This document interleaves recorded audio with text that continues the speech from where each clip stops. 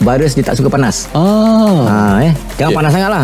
Boleh minum. Menteri Kesihatan baru Dr. Adham Baba dikritik kerana dikatakan menyebarkan maklumat yang salah mengenai cara membendung jangkitan COVID-19 dengan menggalakkan meminum air suam yang menurutnya dapat menghalang virus tersebut. Pengguna Twitter merujuk kenyataan Adham dalam Bold Bicara yang disiarkan di TV1 dengan ada yang menggesa Adham supaya meletakkan jawatan atau tidak membenarkannya mengeluarkan sebarang kenyataan. Bekas pengerusi bersih Ambiga Srinivasan mencadangkan jawatan Menteri Kesihatan kembali dipegang oleh bekas Menteri Kesihatan sewaktu pentadbiran Kerajaan Pakatan Harapan Zulkifli Ahmad. Zulkifli dipuji atas cara beliau menangani krisis kesihatan negara ketika memegang jawatan itu. Ia tidak kelakar. Kita patut kembalikan semula Dr. Zul untuk berkhidmat kepada negara. Kita menghadapi krisis dan ini merupakan jalan penyelesaian yang jelas. Kerajaan sepatutnya melupakan isu politik dan memastikan kita rakyat dalam keadaan selamat, ciapnya. Hantaran tersebut sebagai respons balas kepada ciapan bekas Timbalan Menteri Pakatan Harapan Hannah Yeoh.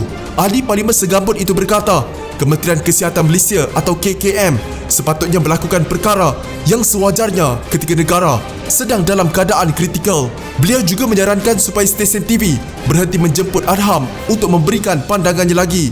Rakyat Malaysia tidak memerlukan lebih banyak kekeliruan lagi, ciapnya. Sementara itu, penganalisis Institut Kajian Strategik dan Antarabangsa atau ISIS Haris Zainul meminta supaya Perdana Menteri Muhyiddin Yassin menggantikan Menteri Kesihatan barunya itu kerana menyebarkan maklumat palsu. Dia perlu melepaskan jawatannya kerana menyebarkan maklumat palsu. Muhyiddin Yassin, dia tidak layak untuk menjadi seorang jurucakap, apatah lagi sebagai seorang menteri, katanya. Dalam satu ciapan yang agak kasar dari seorang pengguna Twitter, Nur Aisyah Maidin Abdul Aziz berkata, Adham tidak sama nilai dengan 29 orang jururawat. Ia merupakan ciapan balas daripada seorang pengguna media sosial yang merujuk kepada gaji bulanannya sebagai menteri yang disamakan dengan gaji bulanan 29 orang jururawat. Tidak, Adham Baba tidak sama nilai dengan 29 orang jururawat. Lebih baik mempunyai seorang jururawat daripada 29 orang yang seperti Adham Baba, katanya.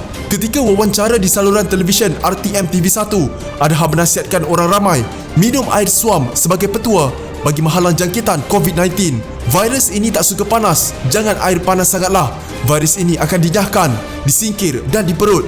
Kalau masuk perut ada asid, dia kalah. Yang penting kita mesti singkirkan virus ini dari kerongkong sebelum dia boleh masuk ke paru-paru. Virus ini disuka paru-paru bawah, katanya sambil minum air. Pertubuhan Kesihatan Sedunia atau WHO juga telah menolak mitos yang sama pada 26 Februari lalu. Walaupun mengekalkan kandungan air dalam badan dengan minum air adalah penting untuk kesihatan keseluruhannya, namun ia tidak menghalang jangkitan coronavirus, kata WHO Pasifik Barat pada hantaran di Twitter.